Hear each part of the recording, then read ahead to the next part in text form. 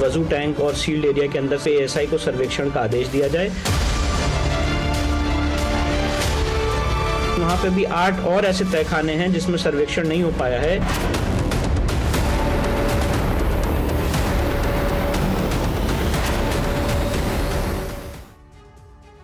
तो ज्ञानवापी पर बड़ा फैसला। नमस्कार, आपके साथ मैं हूं सुरभि शर्मा, मेरे साथ है मेरी सहयोगी अंजलि। और ज्ञानवापी से जुड़े 2 मामलों की आज कोर्ट में सुनवाई है। ज्ञानवापी पर बड़े फैसले को लेकर के इंफॉर्मेशन आपके सामने होगी, क्योंकि पहला मामला ज्ञानवापी के तहखाने में पूजा के अधिकार पर है। हिंदू पक्ष की ओर से वाराणसी जिला कोर्ट में दाखिल इस याचिका पर बहस पूरी कर दी गई है और आज फैसला सुनाया जाएगा। याचिका में मांग की गई है कि तहखाने में 1993 से बंद पूजा पाठ का फिर से उनके परिवार को अधिकार मिले। जी हां, और दूसरे मामले की बात करें तो दूसरा मामला इलाहाबाद हाईकोर्ट में है, जिसमें ज्ञानवापी परिसर में मौजूद वजूखाने का एएसआई सर्वे कराने की मांग पर सुनवाई होगी। ये याचिका वाराणसी की अदालत में श्रृंगार गौरी का केस दाखिल करने वाली महिला राखी सिंह की तरफ से दाखिल किया गया है। याचिका में यह कहा गया है कि एएसआई ने जिस तरह से विवादित परिसर के बाकी हिस्सों का सर्वे किया है, उसी तरह से उस वजूखाने का भी सर्वे करना चाहिए। और इस बीच सबसे बड़ी खबर जो है इस पूरे मामले से संबंधित वो ये, ज्ञानवापी के तहखाने में पूजा के अधिकार पर फैसला आज आना है। वाराणसी कोर्ट सुनाएगा फैसला। तहखाने में 1993 से बंद है पूजा, फिर से पूजा शुरू करने की मांग पर आज फैसला सुनाया जाएगा। तो बहुत ही महत्वपूर्ण दिन है। इस पूरे विवाद को देखते हुए फिर से पूजा शुरू करने की मांग रखी गई है और देखना यह है कि क्या आज जब फैसला आएगा तो क्या फिर से पूजा शुरू करने का फैसला आएगा या फिर कुछ और भी फैसला आ सकता है। वाराणसी जिला कोर्ट आज फैसला सुनाएगा इस पूरे मामले में।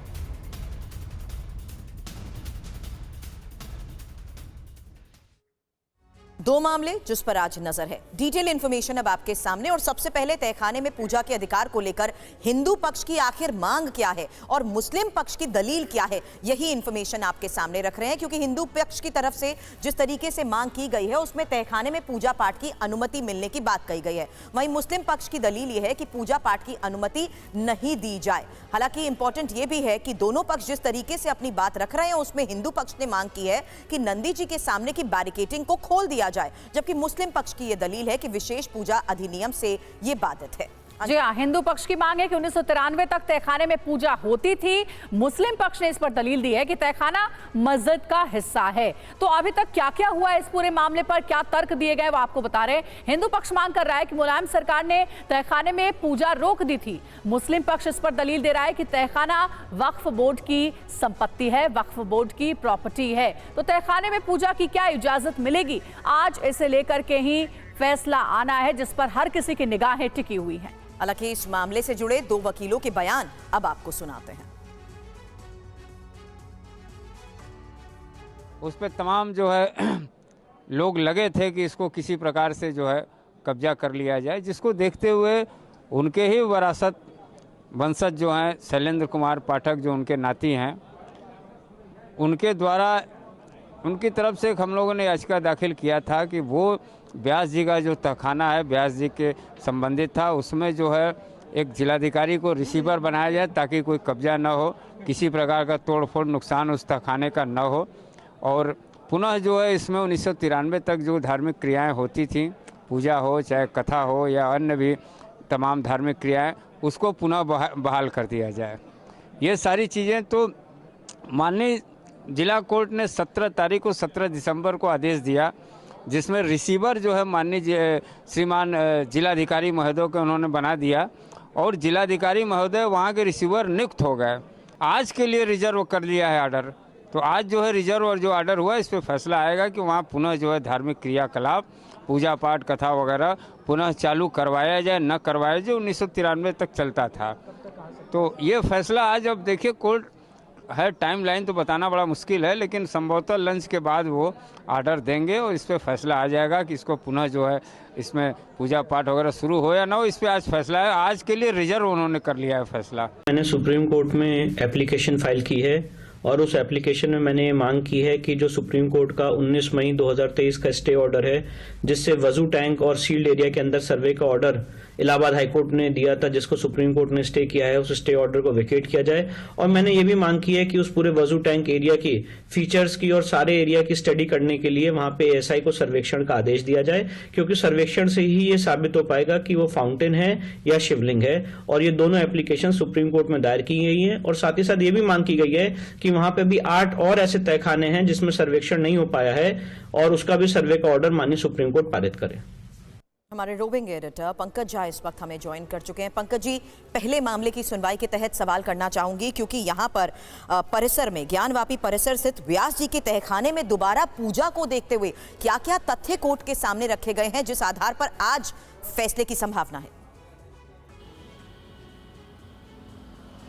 देखिए, इसमें दो तरीके की अपील की गई थी वाराणसी की जिला अदालत से। पहला तो ये जो व्यास जी का तहखाना है, अगर आप काशी विश्वनाथ कॉरिडोर में जाएं वहाँ दर्शन करने के लिए, तो नंदी जी की जो मूर्ति है उसके ठीक सामने जो मस्जिद के नीचे वाला का हिस्सा है उसे व्यास जी का तहखाना कहते हैं।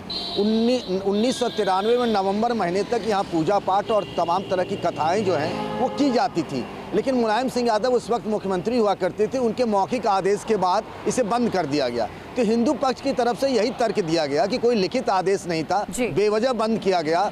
दो तरह की अपील की गई कि पहले तो उसको मुस्लिम पक्ष नुकसान कर सकता है तो कस्टोडियन बना दिया जाए। जज साहब ने वो आदेश दे दिया और डीएम जो है वाराणसी के, उनको कस्टोडियन बना दिया गया। आज दोपहर बाद किसी वक्त फैसला आ सकता है कि क्या पूजा पाठ का अधिकार सोमनाथ व्यास के परिवार को मिले या नहीं मिले। यही सबसे बड़ा सवाल है पंकज जी, और इस पर चर्चा आगे भी करेंगे। हमारे साथ जुड़े रहिएगा। एक और बड़ी खबर है, ज्ञानवापी में वजू खाने का एएसआई सर्वे कराने की मांग उठ रही है। इलाहाबाद हाईकोर्ट में दाखिल की गई है याचिका। एएसआई सर्वे कराने की मांग पर आज सुनवाई होनी है। ज्ञानवापी के अन्य हिस्सों की तरह वजू खाने का भी सर्वे कराने की मांग की गई। आपको बता दें कि इससे पहले वजू खाना जो सील्ड इलाका था वहां पर अभी तक सर्वे नहीं किया गया है। मांग यही है कि जो सील्ड एरिया है, खास करके वजू खाने का, वहां भी सर्वे कराई जाए। और इसे लेकर के कहा जा रहा है कि याचिका भी इलाहाबाद हाईकोर्ट में दाखिल की गई है।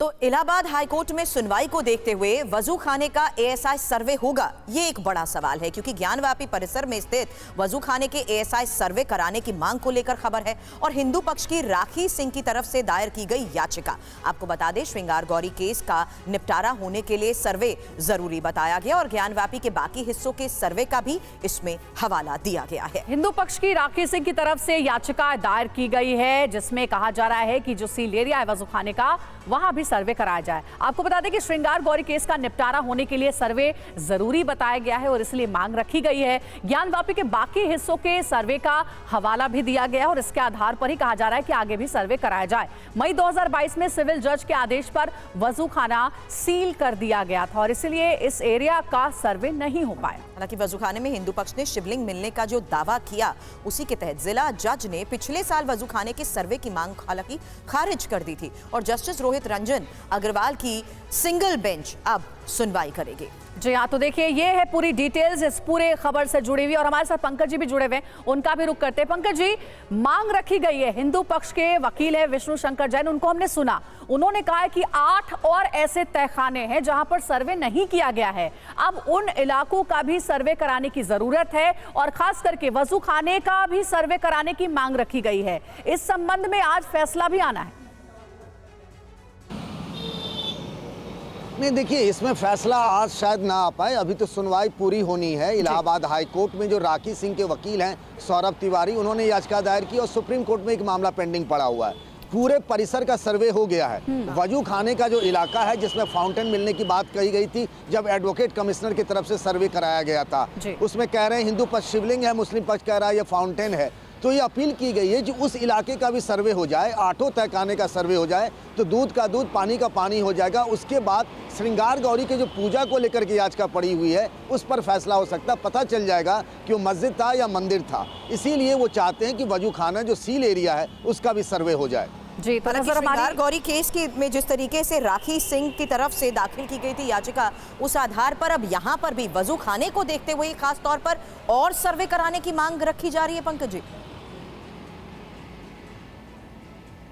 जी हाँ, बिल्कुल। उसमें यही कहा गया कि एएसआई ने बाकी हिस्सों का तो सर्वे कर लिया, जिसमें कई जगहों से इस बात के प्रमाण मिले हैं कि वो मंदिर था, मंदिर तोड़ करके मस्जिद बनाई गई। अब वो चाहते हैं कि जो सील एरिया है, जहाँ मुस्लिम समाज के लोग नमाज पढ़ने जाते थे, जहाँ एक फाउंटेन मिला, जो मुस्लिम पक्ष कह रहा फाउंटेन है, हिंदू पक्ष कह रहा वो शिवलिंग है, वो एरिया सुप्रीम कोर्ट के आदेश के बाद सील है, उस इलाके का सर्वे की मांग हिंदू पक्ष लगातार कर रहा है। उसी मामले में आज सुनवाई होनी इलाहाबाद हाईकोर्ट में। ठीक है, नजर बना रखिएगा पंकज, बहुत शुक्रिया आपका पूरी डिटेल्स देने के लिए। तो आज इस याचिका को लेकर के भी सुनवाई होनी है कि क्या सील्ड एरिया का भी सर्वे कराया जाएगा, जो कि वजू खाना का एरिया है। खबर यह कि दिल्ली एनसीआर में आज भी घना कोहरा छाया रहा, सड़कों पर विजिबिलिटी 50 मीटर से भी कम रही और सुबह में भी गाड़ियों की हेडलाइट ऑन रही।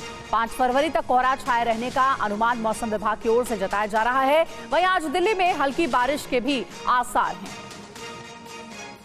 और देखिए, ये सुबह की तस्वीर आपको दिखा रहे हैं, ऐसा लग रहा है रात का समय हो, लेकिन ये सुबह की तस्वीर है जब घना कोहरा दिल्ली एनसीआर के इलाकों में छाया रहा। मौसम विभाग ने कहा है कि 5 फरवरी तक यही हाल रहने वाला है। वहीं आज दिल्ली में हल्की बारिश के अनुमान भी जताए गए हैं मौसम विभाग की ओर से।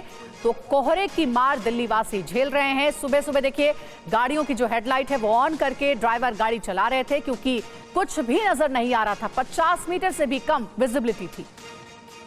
और दिल्ली में कोहरे की 6 तस्वीरें इस वक्त आपके सामने हैं। हालांकि मौसम विभाग के अनुसार आज दिल्ली में बारिश के आसार भी बने हुए हैं, जिसके बाद प्रदूषण से राहत तो मिल सकती है, लेकिन हवा की गति बढ़ी तो कोहरा भी छटेगा। लेकिन लाल किले के साथ साथ द्वारका के और घने कोहरे का प्रकोप दिल्ली के जिस तरीके से इलाकों में छाया हुआ है, उसी के तहत एम्स, गुरुग्राम, नोएडा के साथ साथ कर्तव्य पथ की भी ये तस्वीर आपके सामने।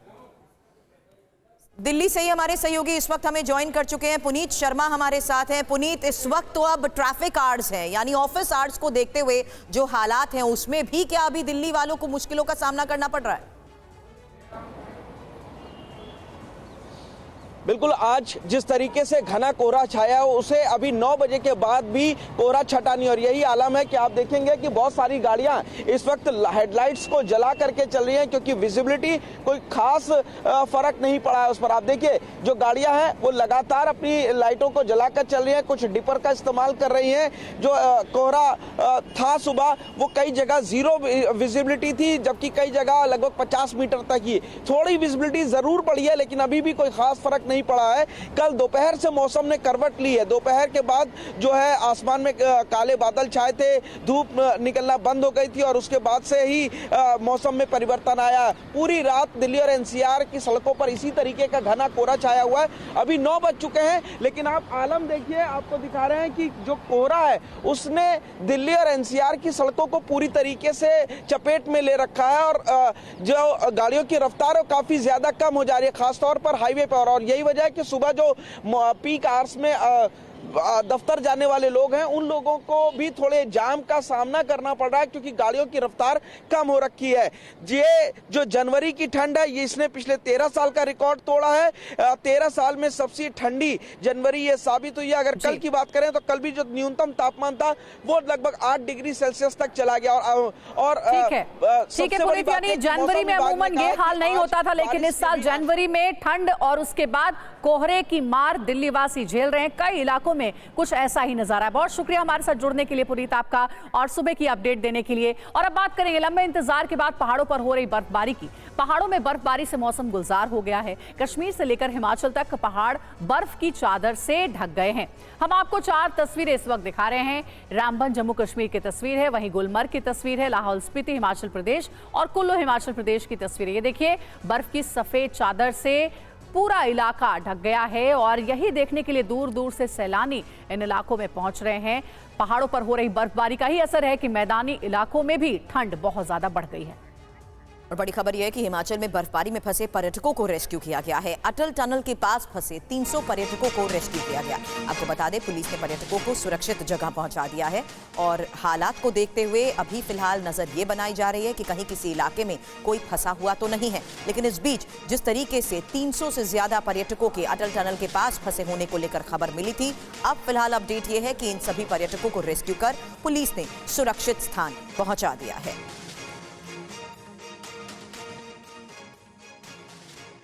और आगे बढ़ते हैं, एक और बड़ी खबर झारखंड से है, जहां रांची में बताया जा रहा है कि जमीन घोटाले में सीएम सोरेन से आज पूछताछ होगी।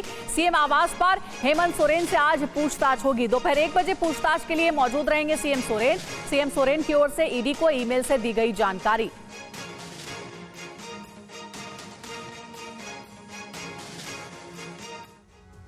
कल्पना सोरेन की इस तस्वीर ने झारखंड में कई सियासी प्रश्न खड़े कर दिए हैं। हेमंत सोरेन की पत्नी विधायक नहीं है, लेकिन विधायक दल की बैठक में नजर आई। ऐसे में क्या हेमंत सोरेन झारखंड के मुख्यमंत्री पद से इस्तीफा देंगे? क्या सोरेन अपनी पत्नी कल्पना सोरेन को सीएम की कुर्सी सौंपेंगे? ये सवाल इसलिए क्योंकि हेमंत सोरेन अवैध खनन और जमीन घोटाले में बुरी तरह फंस गए हैं। ईडी उन्हें अब तक 10 बार समन कर चुकी है। हेमंत सोरेन के ऑफिस की तरफ से ईडी को जो ईमेल भेजा गया है, उसमें कहा गया है कि वो 31 जनवरी यानी कि आज खुद रांची में ईडी ऑफिस पहुंचेंगे। कहा जा रहा है कि इस बार ईडी उन्हें गिरफ्तार कर सकती है। यही वजह है कि हेमंत सोरेन अभी से विकल्पों की तलाश में जुट गए हैं। बिहार में जिस प्रकार से लालू यादव ने बेओर जेल जाने के पहले अपने पत्नी को बना दिया था, तो वैसे उनके लिए जगह खोज रहे हैं बनाने का। हालांकि कल शाम विधायक दल की बैठक में झारखंड मुक्ति मोर्चा के 7 विधायक नहीं पहुंचे। कहा जा रहा है कि वे हेमंत सोरेन की पत्नी कल्पना को मुख्यमंत्री बनाने की चर्चा से नाराज हैं। इनमें हेमंत सोरेन के भाई वसंत सोरेन और भाभी सीता सोरेन भी शामिल हैं। हेमंत सोरेन पत्नी को सौंप सकते हैं कमान। बड़ी खबर आपको बता दें, कल की बैठक में कल्पना सोरेन मौजूद रही और हेमंत की गिरफ्तारी की स्थिति में बन सकती हैं सीएम।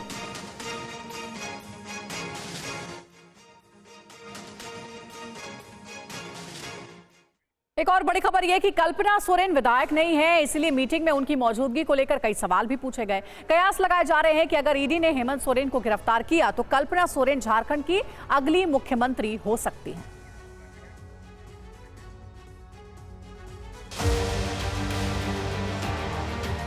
कल्पना सोरेन की इस तस्वीर ने झारखंड में कई सियासी प्रश्न खड़े कर दिए। सवाल ये कि हेमंत सोरेन का अगला कदम क्या होगा? क्या हेमंत सोरेन झारखंड के मुख्यमंत्री पद से इस्तीफा देंगे? क्या सोरेन अपनी पत्नी कल्पना सोरेन को सीएम की कुर्सी सौंपेंगे? ये सवाल इसलिए क्योंकि हेमंत सोरेन अवैध खनन और जमीन घोटाले में बुरी तरह फंस गए हैं। ईडी उन्हें अब तक 10 बार समन कर चुकी है। यही वजह है कि हेमंत सोरेन अभी से विकल्पों की तलाश में जुट गए हैं। सवाल है कि सोरेन के पास विकल्प क्या हैं? बीजेपी के नेता कई दिन से दावा कर रहे हैं कि सोरेन अपनी गैर मौजूदगी में पत्नी कल्पना सोरेन को सीएम बनाएंगे। बिहार में जिस प्रकार से लालू यादव ने बेओर जेल जाने के पहले अपने पत्नी को बना दिया था, तो वैसे उनके लिए जगह खोज रहे हैं बनाने का।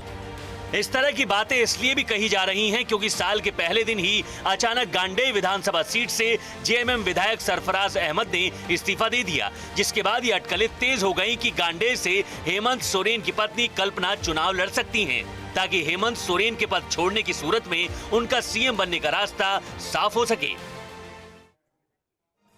और देखिए, रांची से ज्यादा अपडेट के साथ हमारे सहयोगी रजनीश हमारे साथ जुड़ गए हैं, उनका रुख करेंगे। रजनीश, कई तरीके के कयास लगाए जा रहे हैं। कयास इस बात के लगाए जा रहे हैं कि ईडी जब पूछताछ करेगी झारखंड के मुख्यमंत्री हेमंत सोरेन से, तो परिस्थितियों को देखते हुए यह भी संभव है कि बिहार की तरह ही वो अपनी पत्नी को झारखंड का मुख्यमंत्री नियुक्त कर दे। क्या अपडेट मिल रही है इस वक्त? बिल्कुल, देखिए, कल बहुत महत्वपूर्ण 2 बैठक हुई थी। मुख्यमंत्री हेमंत सोरेन ने महागठबंधन की जो पार्टियां हैं उनके विधायकों के साथ बैठक की और प्लान बी को लेकर उन्होंने अपनी बात विधायकों की बैठक में रखी कि अगर जिस तरीके से ईडी लगातार उनके ऊपर दबाव बना रही है, शामिल होने के लिए पूछताछ में 10 सम्मन दिए जा चुके हैं और हेमंत सोरेन भी इस बात को जानते हैं कि आर्थिक अपराध से जुड़ा ये बेहद गंभीर मामला है, इसमें वो गिरफ्तार हो सकते हैं। तो ऐसी स्थिति में प्लान बी क्या होगा? तो प्लान बी यही है कि उनकी पत्नी कल्पना सोरेन को मुख्यमंत्री बनाया जाए। हालांकि कल विधायकों की बैठक में कोरे कागज पे जो दस्तखत लिए गए थे उसमें किसी नेता का नाम नहीं लिखा गया था, लेकिन ये बताया जा रहा है कि तमाम विधायकों से एक सिग्नेचर ले लिया गया है और जैसे ही अगर इस तरह की स्थिति बनती है कि हेमंत सोरेन को हिरासत में लिया जाए या गिरफ्तार किया जाए, तो उनकी कोर टीम के लोग जो हैं उस कोरे कागज पर कल्पना सोरेन का नाम लिखेंगे और उसके बाद वो चिट्ठी राजभवन को दी जाएगी और सरकार बनाने का दावा पेश किया जाएगा कल्पना सोरेन के नेतृत्व में। लेकिन इसमें एक पेंच ये है कि कल की बैठक में झारखंड मुक्ति मोर्चा के ही 4 विधायक नदारद थे और उसमें एक विधायक उनके अपने परिवार की उनकी बड़ी भाभी सीता सोरेन भी थी। तो कहीं ना कहीं माना जा रहा है कि अगर कल्पना सोरेन का नाम आगे बढ़ता है तो परिवार में कुछ डिस्प्यूट हो सकता है, परिवार में जो टकराव है वो बढ़ सकता है। तो इसी वजह से उन्होंने कल्पना सोरेन के नाम पर दस्तखत नहीं लिए, बल्कि इसको प्रिकॉशनरी अपने पास रख लिया है। इस तरह की स्थिति बनती कल हम है। इस बारे तो में जब विधायकों महागठबंधन की बैठक हो रही थी तो सवाल कर रहे थे कि क्या कल्पना सोरेन के लिए राजनीतिक राह इतनी आसान है या नहीं, लेकिन देखना ये होगा कि पिछले कुछ घंटों में हुई बैठक के बाद क्या बड़े फैसले लिए गए हैं। शुक्रिया, आगे भी इस बारे में आपसे अपडेट लेंगे। लेकिन हकीकत ये थी कि 31 घंटे तक गायब रहे सीएम हेमंत सोरेन को लेकर बीजेपी की तरफ से जारी बयानबाजी पर जेएमएम सांसद महुआ मांझी और कांग्रेस विधायक दीपिका पांडे ने भी बयान दिया। सुनिए उनकी तरफ से क्या कहा गया। देखिए, ये बैठक तो इसलिए था कि माननीय मुख्यमंत्री जी तमाम विधायकों और माननीय मंत्रियों को ये कहना चाह रहे थे कि जो अफवाह भाजपा वाले फैला रहे हैं उनके बारे में कि भगोड़े हैं, ये ऐसा कुछ नहीं है। वो अपने व्यक्तिगत काम से निकले थे, अपने घर आ गए हैं और वो एक स्वतंत्र नागरिक हैं, उनका व्यक्तिगत जीवन भी है। कोई जरूरी नहीं कि हर बात को वो ईडी को कह के जाए, क्योंकि उन पर कोई वारंट तो है नहीं। तो ऐसे में इस तरह से अराजकता का माहौल था, तो विधायकों और माननीय मंत्रियों को बुला के उन्होंने यही कहा कि आप आश्वस्त रहें, ऐसा कुछ नहीं है। एक बात की, सीएम ने अपनी बातें रखी, सब कुछ ठीक है, आगे की रणनीति तैयार है। पहले की तरह सीएम ने श्योर किया कि पहले भी प्रयास हुए हैं, हम लोग पहले भी मात दिए हैं और इस बार भी मात देंगे। आप लोगों से हस्ताक्षर करवाया गया, ऐसी खबर? हमारा साइन किया हुआ कितना पेपर वहाँ पहले से रखा हुआ है, कितनी बार हस्ताक्षर लिया जाएगा? तरीके से तैयार है। हाँ, महागठबंधन की सरकार भाजपा के तानाशाह रवैये को और जो ये इनका गैर संवैधानिक तरीका है सरकारों को डिस्टर्ब करने का, उसके सामने महागठबंधन की सरकार नहीं झुकने वाली। और वहीं सीएम सोरेन के अचानक गायब होने और फिर लौट आने पर बीजेपी ने सवाल उठाए हैं। वहीं इस पर जेएमएम महासचिव सुप्रियो भट्टाचार्य का कहना है कि ऐसे नेताओं पर आपराधिक मुकदमा दर्ज कराएंगे। देखिए, एक राज्य के मुख्यमंत्री इस तरीके से अचानक डिसअपियर हो जाना कि वो दिल्ली आए और कहीं अज्ञात स्थान पर चले गए, तो सवाल ये उठता है कि झारखंड की जनता क्या उस पर समझेगी। भारतीय जनता पार्टी द्वारा जिस प्रकार के वक्तव्य दिए गए वो पूरी तरह सीआरपीसी की धारा 499 के शर्तों पर लागू होती है। सीआरपीसी 499 जिसमें मानहानि की बात की गई, जिस प्रकार का भाषा बोलते हैं उन पर बहुत जल्द हम लोग आपराधिक मुकदमा। हेमंत सोरेन के बाद खबर तेजस्वी यादव की। तेजस्वी यादव से ईडी ने 9 घंटे पूछताछ की है। ईडी के पटना दफ्तर में तेजस्वी से सवाल जवाब हुए। तेजस्वी से 12 ऑफिसर्स ने 60 सवाल पूछे।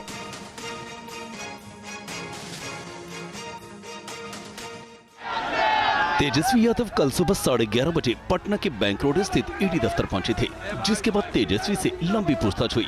मिल रही जानकारी के मुताबिक ईडी ने तेजस्वी से पूछा कि जिस कंपनी के आप मालिक हैं वो कंपनी कैसे बनी और कब बनी। जब आप नाबालिग थे तो कंपनी बनाने का आइडिया कैसे आया।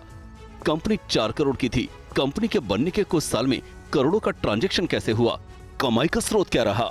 नाबालिग से बालिग होते ही 21-22 साल की उम्र में आपकी कंपनी का मुनाफा कई करोड़ कैसे बढ़ा।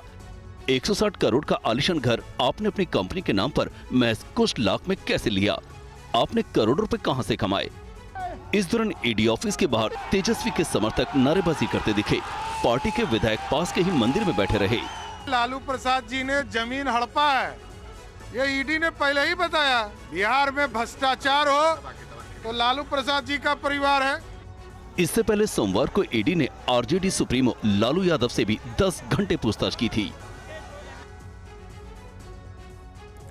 बिहार के 2 डिप्टी सीएम सम्राट चौधरी और विजय सिन्हा को Z+ श्रेणी की सुरक्षा दी गई है। पहले से दोनों नेताओं के पास सीआरपीएफ की Y श्रेणी की सुरक्षा थी। Z+ सर्वोच्च सुरक्षा घेरा माना जाता है। इनका काम संबंधित व्यक्ति की 24 घंटे सुरक्षा करनी होती है। दरअसल Z+ श्रेणी VVIP को दी जाती है। इसमें 10 से ज्यादा NSG कमांडो तैनात होते हैं। पुलिसकर्मी समेत 55 ट्रेंड जवानों की तैनाती होती है। ये जवान हर तरह से ट्रेंड होते हैं। किसी भी तरह की चुनौती से निपटने के लिए हमेशा तैयार रहते हैं। इनके पास मॉडर्न टेक्नोलॉजी के हथियार होते हैं।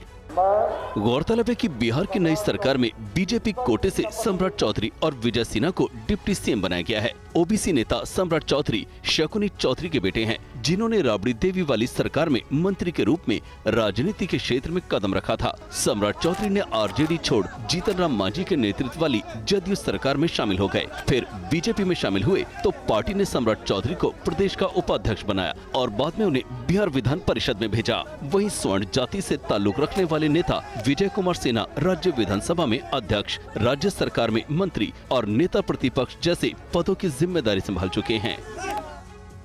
और बड़ी खबर, एसपी ने 16 उम्मीदवारों के नाम का ऐलान किया है। यूपी में यादव परिवार से 3 प्रत्याशी, मुलायम की सीट मैनपुरी से डिंपल लड़ेंगे।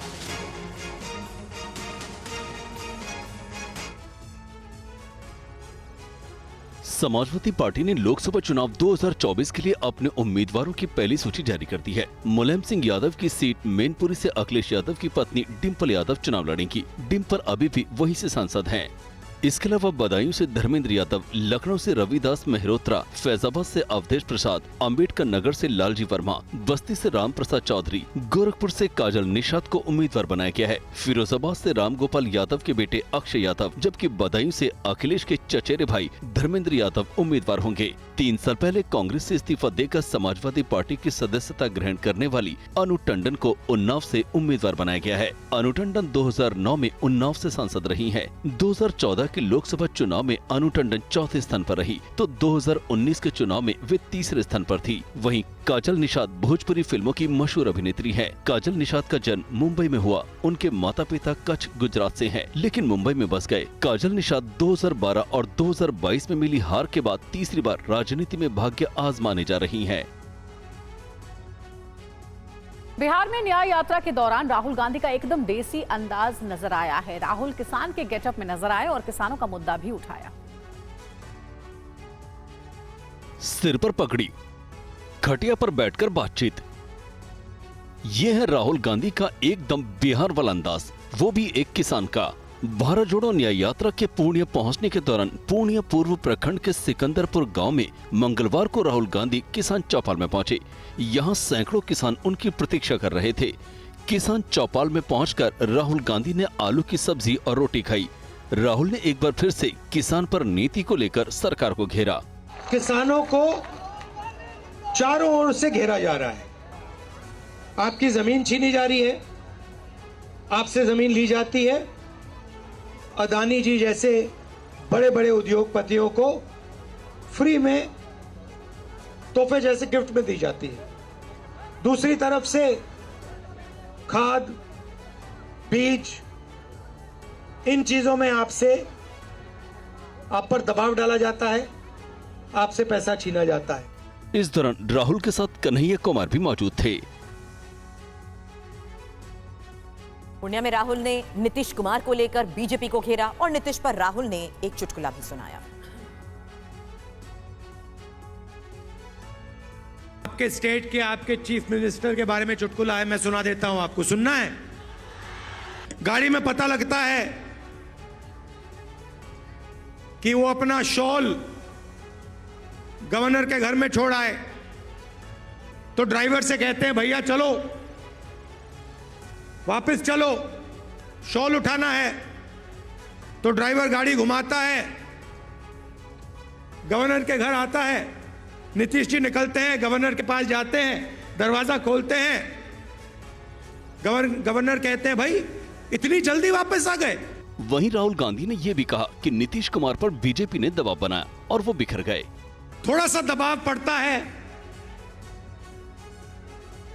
और यू टर्न ले लेते हैं। दबाव क्यों पड़ा? क्योंकि बिहार में हमारे गठबंधन ने एक बात जनता के सामने रखी है। 10 दिनों के बाद नीतीश कुमार को सदन में बहुमत साबित करना है, लेकिन इससे पहले आरजेडी और कांग्रेस बड़ी रणनीति तैयार कर रहे हैं। महागठबंधन का बड़ा प्लान क्या है, देखिए 60 सेकंड की इस रिपोर्ट में। बिहार में मुख्यमंत्री नीतीश कुमार ने महागठबंधन से नाता तोड़कर और बीजेपी के साथ मिलकर सरकार तो बना ली, लेकिन अभी नीतीश के सामने एक बड़ी चुनौती है। 10 फरवरी से बिहार विधानसभा का बजट सत्र शुरू हो रहा है और सत्र के पहले दिन नीतीश सरकार को विश्वास मत हासिल करना होगा। आंकड़ों की बात करें तो नीतीश के सामने ये कोई बड़ी चुनौती नहीं है।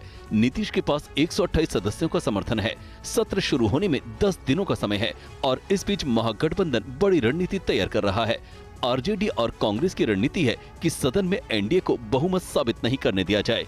आरजेडी की कोशिश है कि इस दौरान जेडीयू को तोड़ा जाए और नीतीश सदन में बहुमत साबित नहीं कर पाए। बिहार में सियासी बवाल के बीच राहुल गांधी की भारत जोड़ो न्याय यात्रा 2 फरवरी को झारखंड पहुंचने वाली है। झारखंड में बिहार जैसा खेला ना हो, इसके लिए भी महागठबंधन रणनीति तैयार कर रहा है। महागठबंधन की पूरी तैयारी है कि बीजेपी झारखंड में कोई खेल न कर दे। हाथ से एक बड़ा राज्य निकलने के बाद झारखंड में महागठबंधन पूरी तरह अलर्ट है।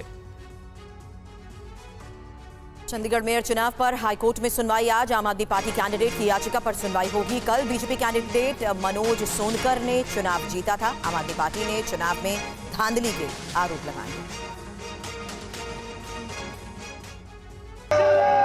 चंडीगढ़ नगर निगम में जैसे बीजेपी की जीत का ऐलान हुआ, कुर्सी पर नए मेयर मनोज सोनकर तुरंत पदासीन हुए। उनके पीछे बीजेपी के पार्षद विक्ट्री का साइन दिखाने लगे। सांसद किरण खेर बधाई देने पहुंची तो मनोज सोनकर ने पैर छूकर उनका आशीर्वाद लिया, लेकिन इस जीत से सदन में हंगामा खड़ा हो गया। आम आदमी पार्टी और कांग्रेस के पार्षद कुर्सी तक पहुंच गए और बैलेट पेपर देने की मांग करने लगे। काउंटिंग के बाद उनके 8 वोट अवैध करार दिए गए, जिससे वो भड़क गए। इंडिया गठबंधन का आरोप है कि पीठासीन अधिकारी ने वोटों की गिनती के दौरान 8 मत पत्रों से छेड़छाड़ की और उस पर जानबूझकर निशान लगाए ताकि वो मत पत्र रद्द हो जाएं। नतीजे के विरोध करते हुए आम आदमी पार्टी और कांग्रेस के पार्षदों ने सदन का बहिष्कार कर दिया और धरने पर बैठ गए। हार के बाद अरविंद केजरीवाल ने बीजेपी पर गंभीर आरोप लगाए। तो बीजेपी को इसका नुकसान होने वाला, इस तरह की हरकतें ये देश पसंद नहीं करता। ईमानदारी से लड़ो चुनाव, अगर आप जीते हो आप जीतो, कोई और जीते, कोई जिसकी सरकार बने उसको चलाने। लोकसभा चुनाव से पहले पक्ष और विपक्ष अपनी अपनी ताकत बढ़ाने में जुटा है। महाराष्ट्र में एमवीए ने अपने गठबंधन में 6 नए दलों को शामिल कर लिया है। महाराष्ट्र में सीटों के बंटवारे को लेकर महाविकास आघाड़ी की 9 घंटे तक मैराथन बैठक चली।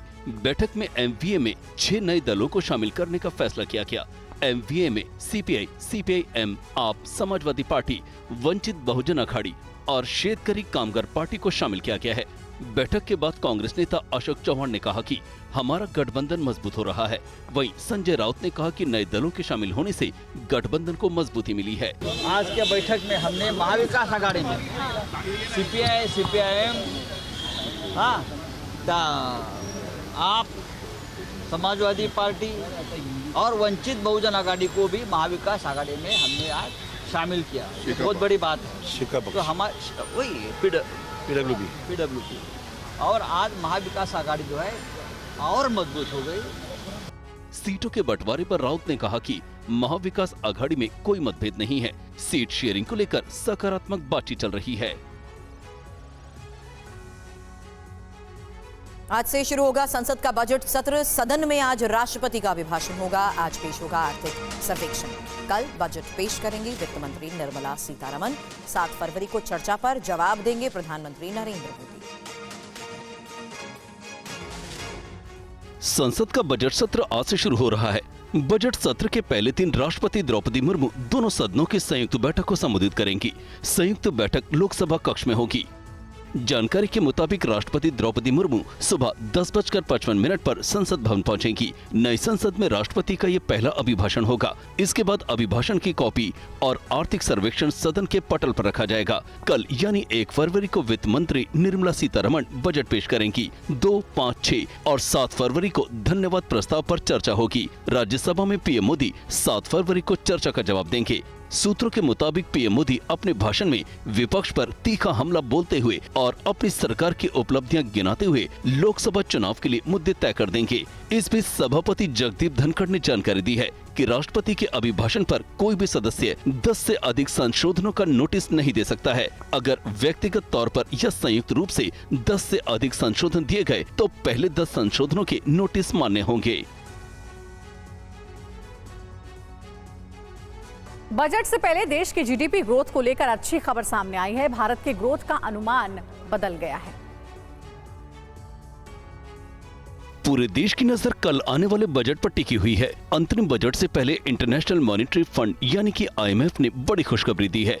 IMF ने वित्त वर्ष 2024-25 और वित्त वर्ष 2025-26 के लिए भारत की जीडीपी ग्रोथ का अनुमान 0.20% बढ़ाकर 6.5% कर दिया है। वहीं वित्त वर्ष 2023-24 के लिए जीडीपी अनुमान 6.7% बताया है। हालांकि 2024-25 का IMF का यह अनुमान भारत के वित्त मंत्रालय के अनुमान से 0.50% कम है। एक दिन पहले मंत्रालय ने द इंडियन इकोनॉमी और रिव्यू नाम की एक रिपोर्ट जारी की थी, जिसमें बताया गया था कि भारत की जीडीपी अगले साल 7% रह सकती है। IMF ने अपनी वर्ल्ड इकोनॉमिक आउटलुक रिपोर्ट में कहा कि भारत में विकास दर 2024 और 2025 दोनों में मजबूत रहने का अनुमान है। ये बढ़ती डोमेस्टिक डिमांड को दर्शाता है। पिछले 10 सालों में सरकार की ओर से उठाए गए कदमों के कारण निजी खपत और निवेश में मजबूती आई है। रिपोर्ट में ये भी कहा गया कि आने वाले सालों में भी इकोनॉमी 7% की दर से बढ़ सकता है। मुंबई में पीएम मोदी भारत विजन कार्यक्रम में बॉलीवुड के कई सेलेब्स भी इसमें शामिल हुए और कार्यक्रम में शिल्पा शेट्टी से लेकर मनोज बाजपेयी और अर्जुन रामपाल भी शामिल रहे। प्रधानमंत्री मोदी के $5 ट्रिलियन की इकोनॉमी के सपने को लेकर सेलेब्स ने क्या कहा, सुनिए। भारत वर्ल्ड की 5वें नंबर की थर्ड लार्जेस्ट इकोनॉमी बनने के साथ साथ 5 ट्रिलियन इकोनॉमी का सपना देख रहे हैं और ये सपना सच में जमीन पर उतारने के लिए जो विजन चाहिए, जो एक्शन चाहिए, वो इस देश के लीडरशिप में है, नरेंद्र मोदी जी में। कि जितना बड़ा हमारा देश है, जितने हमारे देश की पॉपुलेशन है, उस हिसाब से हमारा इंफ्रास्ट्रक्चर जो है वो अभी भी बहुत पीछे है, जिसके लिए बहुत कोशिश की जा रही है हमारे प्रधानमंत्री के नेतृत्व में। तो शिक्षा जो है, आज भी गाँव में जाएंगे, आज भी बेटे और बेटियों में फर्क होता है और मोदी जी जो हमारे विजनरी लीडर हैं, उन्होंने इस बात को समझा है और उन्होंने गर्ल्स एजुकेशन पे, वुमेन एम्पावरमेंट पे इसलिए वो इतना जोर दे रहे हैं और इतनी सारी प्लानिंग ला रहे हैं। और आज इंडिया में 48.5% लेडीज हैं और जिस दिन ये महिला सशक्त हो जाएंगी, उस दिन हमारा भारत को कोई नहीं रोक सकता है इस टारगेट को अचीव करने के लिए।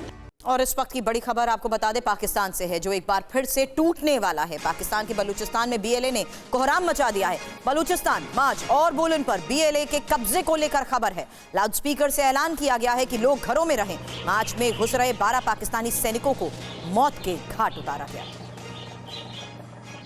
तो लाउडस्पीकर से किया जा रहा है ऐलान। और इस बीच आपको यह भी बता दें कि हालात लगातार बद से बदतर होते जा रहे हैं, क्योंकि खबरें हैं कि बलूचिस्तान के साथ साथ मार्च और बोलन पर BLA ने कब्जा कर लिया है और पाकिस्तान के बलूचिस्तान में ही BLA का कोहराम बढ़ता जा रहा है। इस बीच लगातार आ रही तस्वीरें भी हालात बयां कर रही हैं, क्योंकि खबर है कि अब लाउडस्पीकर से भी ऐलान किए जा रहे हैं कि लोग इस हालात को देखते हुए अपने घरों में ही कैद रहें।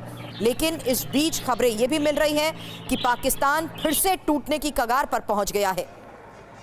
पाकिस्तान के पश्चिमी प्रांत बलूचिस्तान की आज़ादी के लिए संघर्ष कर रहे बलूच लिबरेशन आर्मी यानी BLA ने सैन्य ठिकानों पर हमला बोल दिया है और दावा तो ये भी किया जा रहा है कि उसने माच और बोलन शहरों पर कब्जा कर लिया है। BLA ने दावा किया है कि माच शहर में हुए हमले में पाकिस्तान सेना के जवान भी मारे गए हैं और पाकिस्तान ने किसी भी सैनिक के हालांकि मारे जाने की कोई पुष्टि नहीं की है, लेकिन BLA की तरफ से किए जा रहे ऐलान को लेकर खबर बड़ी है, क्योंकि 12 पाकिस्तानी सैनिकों को मार गिराने का दावा किया गया है। लगातार मीडिया रिपोर्ट्स भी इसको लेकर सामने आ रही हैं और उन्हीं मीडिया रिपोर्ट्स के आधार पर दिए गए बयान के आधार पर भी खबर मिल रही है कि आखिर किस तरीके से इलाके पर इस वक्त स्थिति बनी हुई है। और यही वजह है कि पाकिस्तानी सेना के जवानों के मारे जाने का भी दावा किया जा रहा है BLA की तरफ से। और माच शहर में जिस तरीके से हमलों को अंजाम दिया जा रहा है, इस वक्त की स्थिति क्या है, इस बारे में लेटेस्ट इंफॉर्मेशन आपके सामने होगी। लेकिन फिलहाल बड़ी खबर यही है कि पाकिस्तान के पश्चिमी प्रांत बलूचिस्तान में कोहराम मचा हुआ है।